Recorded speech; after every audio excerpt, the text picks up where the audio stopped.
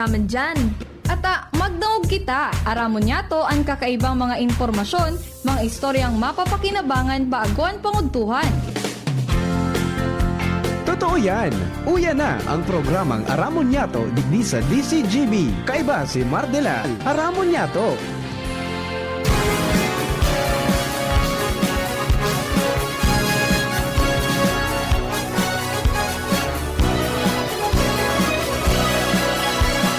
Bayan, dapat mong malaman na kailangan mong maintindihan ang usapan na may kinalaman sa iyong kapaligiran. Kaya ng aming sinabi, makinig ka. Dito sa inyong bahay, makikaming. Dito sa programa, Mardela ating kasama. Pakinggan natin si Mardela, samahan natin si Mardela. Sa balita, issue at sa komentaryo, kay Mardela tayo ay panalo. Pakinggan natin si Mardela. Mga tugang, good morning po. Sa inyo ka boss, welcome po sa programa. Ngunyan pong aldaw na Miyerkules. Welcome po sa Aramon Yato ngunyan pong aldaw. And petsa 18 na po sa bulan kan Hunyo 2025. Sana po okay ka mo. Ako po sa lingkod, Mardela Daingi ba sa dit sana pero tiyan. Diba na po kita hanggang 11 o'clock lang. Kapag alas 11, papasok po ang programa ng Bicol University. At actually, niya ako na po sina Sir Seth na Di Matera. At saka yung kanilang bisita from Bicol University College of Fisheries. Yan, usapang dagat tayo mamaya. 11 to 12 po yan, every Wednesday. So, laro technical, kasabay po niya ito si Chief Ramir Tanay. Yaon man ang sabay pong OGT. From CSPC sa Nabua, si Casey Tanay. Siyempre yaon po si Jerome Nico Martinez na DCGB Social Media Department. Dado teknik ako yan sa newsroom, yaon po dyan si Ciara Meliron. Hirak man kay Ciara, sinisipo ng maray, inaabo. Pagkatapos si Nicole Angloriani, yaon po sa newsroom. Padagos po sa preparar, kan bareta. Bantang sa luwas, siyempre Mega Force Patrol sa padagos na pangalap ng mga istorya. Tanganing may balangibog sa bana, mapukaw matarog sa pansitan. O yaon dyan si Chief Jimmy Nasalita sa muyang pong Field Commander dyan sa 3rd District. Yaon man si Pading Jomar Bien sa 1st District. Pantang si partner Al Mario niya po sa City Hall. Asin sa mga barangay po sa sur na parte kan Ligas Bay. Si Joshua James Bino sa Daraga area. Angel Mustasa dyan po sa Ligas Bay 4th District asin sa Regional Center Sign. Pantang siyempre yaon po si Carnala sa Kapitolyo Provincial. Henry de Boy Mata, mga tugang sa tuya pong mobile. Ang mata ng DCGB sa kalsada. Good morning po sa mga kababayan po niya to na nag-antabay po sa abroad. Yan, sina Sir Jeff Santos sa Queensland, Australia. Si Sir Arvin Balaoro dyan po sa Dubai, 43016. Mantang si 43002 dyan po sa Alaska, Sir Banjo Barrio. Good morning. And saka po nag-antabay mga nakahiling sa News Online Facebook page. Hello kay SM Mark. SM Sugar nagantabay. And then siyempre si Bing Ben Boris dyan po sa may party po kang San Isidro sa Malilipot. Tapos siyempre Sir King Rinaldo, the weatherman, kasabay ita. Pagkatapos dyan po sa Bangkiruhan, pagkatapos sa anuman the Wanderer, Jeril Aranya. Mga suki natin. Happy birthday sa mga birthday celebrators. Many returns of the day, more life, prosperity, and happiness. And especially kay classmate, kay Primo, kay Efren Banyares. Happy birthday, Tabi. Siyempre kay Sir Bert Nunez, happy birthday. Many returns of the day, more life, prosperity, and happiness. Iba pang nag-birthday, happy birthday man po.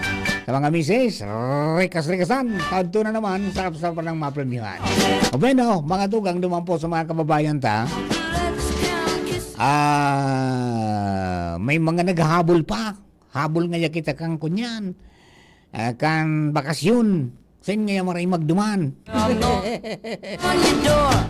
Baka gusto nyong magporopasyar, i-try ninyo yung yung kalsada from Manito to Bacon, Sorsogon. Ayan. Medyo may saro lang garo duman na linya na portion na nasa mga 100 meters garo na single pa ang dalan, pero most of the roads mga tugang traversing that area ay kunyan hamana, great scenery, pagkatapos dakol na mga resorts kamong maaagihan from Manito hanggang dumampo mga tugang sa Bacon. Saro naman yan na lugar na pwede nga itong pag duman-dumanan kan mga lalabs. Alright. O di, padagos po ini na mga isparsos man, mga tugang kan sa tuya pong mga nasa Agriculture Department. Para siguro na dahil na maapiktaran pa kan mga helang ang sa tuya po ng mga orig, partikular kan African swine fever. Kaya dahil po pigturusan talaga, dahil paninda pigahali ito po ng mga border control, no? Para ma-monitor ang mga naglalaog na mga pigbabiyahe na mga karning urig, as in mga processed na urig, pagkatapos kasabay dyan pero subruhay na urig. Yan. Tangani po na makabuelta na ang sa tuya po na komunidad sa Bicol region na maging normal na ang ag industry. Tanagulpi kita, mga tugang kang kunyan. Kaya ni pong African swine fever na minaresulta na mga tugang sa mahal na ang urig. Di ba? Sabagay, maray man yun, tanganing dito sa naan ma-high blood. Balik natin yung dati. Kami kahit kan saradit pa, nakarnisa na kami pag Domingo. Ano, Jing? Inabot man nindo yan. Nakarnisa na Domingo. The rest of the weeks, the days sa week, mga tugang, from Monday to Saturday, gulay sira. Minsan dinarang na body, dinarang na tuyo, kalunggay, pinalusag na natong, gabos ng klase. Nagulay yun, pwede. Pag Domingo, parang pista. Yan. Mayroong sinabawan, mga tugang na nilagang baboy o nilagang baka, plus iguaning itong pigapod niya itong adobo sa asin. O kaya adobadong manok. Ayos na. Pista. Sarong best lang sarong simana ang karne. Pero ngunyan, kadakol po ang aiponing karne. At akang namumroblema ngunyan, ini po ng mga kababayan nato ng mga may sadiring mga krokantina, diba? Kung paano pa pagtama-tama ng mga pilaso, talagang di tamaan kita ng gusto. From, from 380, naging 420 na. And baka makabot pang 450 naman. Kaya yung Department of Agriculture talagang nagpaplano na magpabakal naman yung baratong urig sa mga kadiwa centers. Ayan. Pero digdi sa tuya, dahil man masyadong kadiwa center digdi. Diba? Di, nga ni daang makabakal man sa mga kabayan, tikiburo barato. Diba? Sabi ko nga ni, gusto ng baratong urig, dyan kamukay nung Smith Shop. Diba? Ito yung partner, diba? Aning makatana kamuging karning pambihira. Diba? Alright. Yun po yan. Siguro, yung pinaka-the best kayo is mag-alaga kita nin mga hayop na pwedeng pang hipno duman sa protina na gusto tang makuha. Yan sa mga urig. Tapos taba. Di ba? Eat moderately. Para po yan. Dahil magka-problema. Siyempre, yung mga nagnenegosyo, yung mga arugayan, talagang magkakaproblema. Paano doon sa mga paralitson? Mahal ng litson. Mahal ng litson, di ba? Kumusta kay Ate Shirley Tolosa, dyan po sa Young Mats Litson. Good morning po, Tabi. Okay, di, kasood nag-report sa ko si Jomar. manong duman sa pangapudan mga tugang o parang karing ulambing o suggestion ni outgoing Mayor Cantabaco City ang Crisel Lagman na matuko na pong congresswoman o district representative ng 1st District pagkawatukan June 30 tayo sa puso ng gana bilang congressman o kaya congresswoman o representative sa 1st District. Di na sana daw pag magpagibo mga tugang ning mga eskwelahan mga classrooms and DPWH asin po ang DepEd, baka pwedeng ikonsiderar ang disenyo na hinaman kan lokal na gobyerno out of the coffers mga tugang kan lokal na gobyerno para tabangan sa mga eskwelahan duman na makapatindog nin mga classrooms durante kan tinaramaan po ni mga bagyo. Ta ito sutabang na kang LGU ta medyo atrasado sa mga paggibo, pag-repair, asin paggibo ng mga bagong classroom hali po sa national government. So duman, dinisenyo mga tugang na makusog, tapos binugtak sa halangkaw na lugar, tangani na dahil pagbahaon, dahil maging problema ang baha. Pagkatapos, ang harong, kaya ang atop, islab. Tanganing dahil magpara layog-layog kuning kaso magkusog ang bagyo. Di ba? And then, may CR sa laog. 2. Para sa boys and girls. Yung gununan mo. Tanganing dahil na magparalos-los ng mga aki. Di ba? Di maray na maray na disenyo tapos solar pa. Di ba? Na ay magagamit. So sana mga arog po kayan siguro ang hilingon ikonsiderar tangani po na sayang ang kwarta kung magibo kita ta yung baga may kasabihan kita mga tugang pagabot sa disaster rehabilitation na dapat pag nag-build kita mga tugang we build better, di ba? Pag nag-build kita, build better kita dapat. Pag nagsalida kita ning harong o kaya classroom na rinang kaob mga tugang ni makusog na duros, dapat salidahan tan itong pwedeng sumustain mga tugang ning hanggang mga 300 labi na mga kunyantanganing talagang di masayang ang mga gastos. Tata, pag maluya yan, nalalayo po yan, mapuna naman kita. So it is a never-ending story mga tugang, spending money, going into waste, dahil lang po dyan sa day na plano kimaray. Di ba? So, sana i-consider ka mga the best engineers sa DPWH sa DepEd. Di ba? Yan po kayan. Ang mga nangyayari po ngunyan, actually, sa totoo lang, dakol pa po ng mga day pa na irahay. Yeah? Masyadong mabagal, no? And ako man yan, mga tugang na kan DepEd na talagang ngunyan, may mga nagkapira pang eskwela na kulang talagang classroom. Kaya nga hindi kita nakakabalik, may nagkakapirang nagkakaralasin ng atara-arata bunong pa niya rauna. Di ba? So sana mga tugang ma-reconsider yan, pangani pong day nasasayang yung kwarto. Tapos, kuning kaso may mga pagkakataon mga tugang na gibo niya na shelter, paramenta sa shelter kung may may disaster, aba hindi pwede pong magamit ng medyo komportable ang mga masirong dyan. Ta primero, sturdy, makusog. Diba? Tapos islabang matop, dahil ilalayog. Tapos dahil babahaon, tanasalang kao. Tapos may kuryente, may solar. Diba?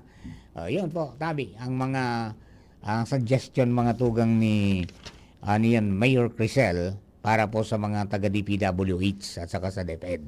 Yan po so istoryang na ihabol sa tuya ni Pading Jomar Kasudma bago kita magpaaram sa programa. Kaya po sa mga engineers natin, good morning. Baka pwede nindong i-considerar po yan. Adalan nindong maray anong sistema. Tanganin pong day masayang ang kwarta. Asin maghaloy talaga. Iyan po na mga harong na pigopag-ibuta. Yan. Inda kung anong disenyo kaining 350,000 mga tugang na harong na ipapanao kang provincial government. Duman sa mga naging biktima, mga tugang kan pagrasay kan bulod, Diyan po sa Barangay Burabod sa Libon. Tagaro sa Lunes, mag-groundbreaking na. Karen, pakihanap daw tabi dyan sa Kapitolyo ini. Magkano? 350? Duman sa ano yan, sa 350,000 nakarong para duman sa mga iguanang preparadong lote. Yan. So may lote na nasa dirininda na preparado, malinig na, may titulo. And in-offer na ito ng gibuhan, ipapagibuhan daw po ang provincial government. Di ba? Ang amounting to 350,000 pesos mga tugang na nakarong. Di ba? Bako kwartang itatausin da kundi ipapagibuang ki arong. Ha? And then so iba ta 70 labi ini. So iba mahalat duman sa nadaing sa diring lot, mahalat mga tugang kay itong kuno rin mamapunan ito pong resettlement area na na-identify na doon po sa Libon. O yan po ang mga pangyayari pa sa Maabaka. Hello kay Pading Noriel Vigueras. Kay Kabang, kay Kambal, good morning, tabi, sir. Ikanan tunay. Alright, duman po sa mga tagabagantabay po niya to, sa Giraray, ulitin natin. Bawal po mag-agi ang delivery truck diyan po sa Magayon Drive. Yung baga na tinampo na minalaog dyan sa Tagas, sa Daraga, minabalda mga tugarili sa Old Legazpi City Airport. Bawal po dyan pala ng delivery truck. Nasabi ni Manong Rick Mendoza Kasubago sa programang Angapot, nagapot sa tuya, na may ordinansa pala na existido dyan dahil kaya pigbawal to protect mga tugang di equipments kan pag-asa. Tangani ngayon na maraot ang mga readings maninda. Tapos siyempre pag naglaog dyan ng truck mo, tanyog bin yan. Di ba? Taranyogan yan. Bawal data, vitaminary para man nagralaog naman nabubulog araw, baka day aram. Ha? O yan, paisiyan mo tabi, paisiyan tabi ang mga mga na may sadiraning truck. Tugon ng mga driver nindo na bawal tayo maglaog dyan. Ang tibad madakop ka mo, magbasulan pa nindo. Yan, good morning tabi. Sabi ni Sir Noriel, good morning iya Papa Mar. Yan, good morning man po. Okay, iyo. O di sa mga kabarangay ito, ano ba? Papa Mar, mayroon pa bang available na tuba? Maluya sa harvest, boss? Nadara lang sa kuya kasuod ano yan 6 na piraso. Di ba? 6 na piraso. At saka yung mga nagpasabay. Ano yan? Dahil tama, napigbaranga-banga po kaya, tamaluya sa harvest. Dako lang nag-inom kan tuba. Ha? Dako lang nag-inom kan tuba. So kung mga taga-Libon ay mga taga-Ligaw, kung mayroon din dyan na gumagawa, dyan po sa Busak, yung Busak Agriculture Cooperative, nagigibo naman po kaya na coco sap juice. Yan po na tuba. Pasteurized tuba. Pinakalakaga na tuba, pinalipot, tapos pinasiram-siram, abaan ng hamis. Pagkatapos, yan po ang sikreto ni Papa Mar. Kung nata sa nakalis na mga saro, may kabangang bulan, dahita na piguguyod ang satuyang sa mingkil. Tuba lang palang katapat mo, Papa Mar. Angel Mustasa na sa linya. Angel, plus kami. So, good morning, Sir Mar. Good morning sa tuyang mga paraintabay sa mga dagdag-tapang bareta. Nagpuuna ang Legazpi City Agriculture Office sa distribusyon ng mga badhinin paroy para sa mga Legazpenyong paraoma sa syudad para sa next cropping season. Sigun kay City Agriculture Office Head, Ma'am Sheila na, sobra sa 2,000 na mga paraoma sa syudad ang pwedeng mabenepresyohan kan mga badhinin paroy hali sa Department of Agriculture Bicol asin sa field rice kung sa ina. Ano ka doon ni Sir Mar para sa panibagong cropping season na enot ng tinatawan ang mga nagtatanom nin paroy sa may northern part ng Legazpi, particular na itong 10 barangay dyan, covering 300 na mga paraoma. Kaibahanig di Sir Mar na pagtatao ining mga certified seeds, asin ang hybrid seeds na sa kabilugan, igwanin sobra sa 1,000 bags na may man iba-ibang mga variety nakatalaan na i-distribute. Ang paliwanag Sir Mar ni Ma'am na Sheila Nas, ang numero o kan kilo kan mga banhini na paroy na marereceive kan mga paraoma nakadepende man sa numero o sa hiwas kan sa indang tatanumanin paroy. Dangogon to tabi Sir Mar ang pahayag ni Ma'am Sheila Nas kan City Agriculture Office. Ang mga marisibi ka ini is number one is naka-RSBS sila na requirement po yan na enrolled sila dyan sa registry system and basic agriculture sector na pagsasabi pa. Na then, simple po, the actual tiller. Maski po, halimbawa, ang owner sa itong kabasa, pero dahil man siya na goma, ang tatawan ka, so sa iyang actual health tiller or your farmer, yun po ito ang marirehistro sa RSBS. Yun po ito ang marisibo kanining free seeds na ubad ni napagtatawag ang gobyerno. Libre po ini Ma'am Sheila. Libre po na para kaming nire-receive na amount. Ini po naging regular program na po ini ng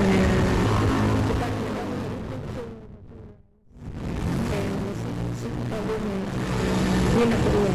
Then halimbawa man po na nagpupulang, siyempre dito man po baga maiwasan na dahil nag-ano, ito po man ang LGU allocation. Kung baga tinataparan man po sa mga farmers na dahil nagka-receive ka ini, learning ka po sila, may gagamito na money for this cropping or sa susunod na cropping. Basta po ang ay pinaka-importante, mag-sunod sila sa requirement po ng opisina. So yan po Sir Mar ang mga mga payag ni Ma'am Sheila Nas kang City Agriculture Office. Mga dagdag na bareta hali sa luwas, Angel Mustaza, DCGB News. Thank you very much, Angel. So, yan po tayo, para sa mga farmers natin dito po sa Legazpi. Si Ma'am Sheila Nas, ang city agriculturist natin. O bueno, mga tugang para makita, masunod po tayo after the news break ang programang pang-edukasyon at kabuhayan ng Bicol University. At ang sa pong episode ko niyan is Buhay Dagat, Fisheries Aquatic Resources Hour. Pagkakairiba po dyan si Sir Edgar Barameda, Professor Edgar Barameda, at saka si Professor Seth Di Matera. At ang kanilang bisita ay si Professor Ian Chris Buban from Bicol University is College of Fisheries dyan po sa Tabaco City. Sa inyo po ka boss, mga tugang, thank you very much for giving me company. God bless the Philippines.